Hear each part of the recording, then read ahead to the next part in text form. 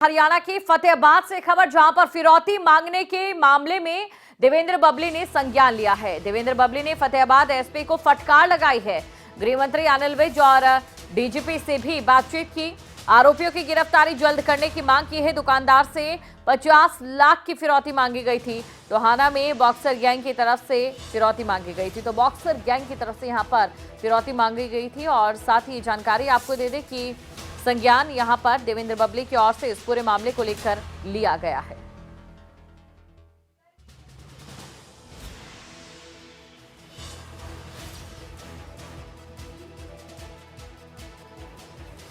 Target क्यों किया जा रहा है, ये क्वेश्चन मार्क लगता है इस बात क्या के टोहाना ही टारगेट। ये जहां ये घटना हुई मैं यहीं पहुंचा वो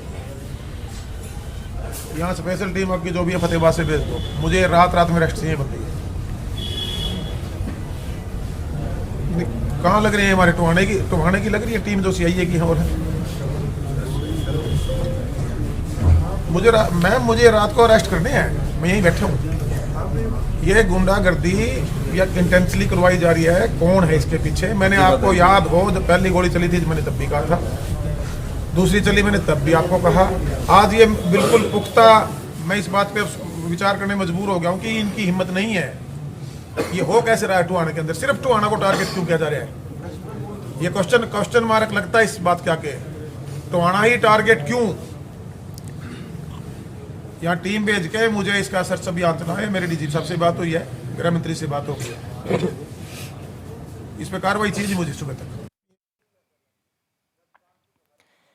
और इसी खबर पर अधिक जानकारी के साथ संवाददाता जसपाल हमारे साथ जुड़ चुके हैं। जसपाल, देखिए लगातार जो ऐसी वारदातें बढ़ रही हैं, ऐसी खबरें निकलकर सामने आ रही हैं, जरूरी ये हो जाता है कि जल्द से जल्द जमीनी स्तर पर कार्रवाई की जाए। बिल्कुल दीपिका, मैं बताना चाहूंगा कि फतेहाबाद जिला के अंदर लगातार इस तरह की घटनाएं बढ़ रही हैं।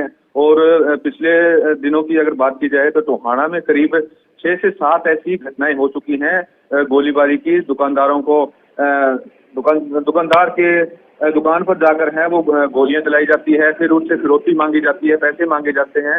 तो अब ये एक बॉक्सर गैंग है जो कि टोहाना का जो कोर्ट की फूड कोर्ट की दुकान है, उसके दुकानदार को जो है गोलियां मारने का प्रयास किया, उसके दुकान पर गोलियां चलाई।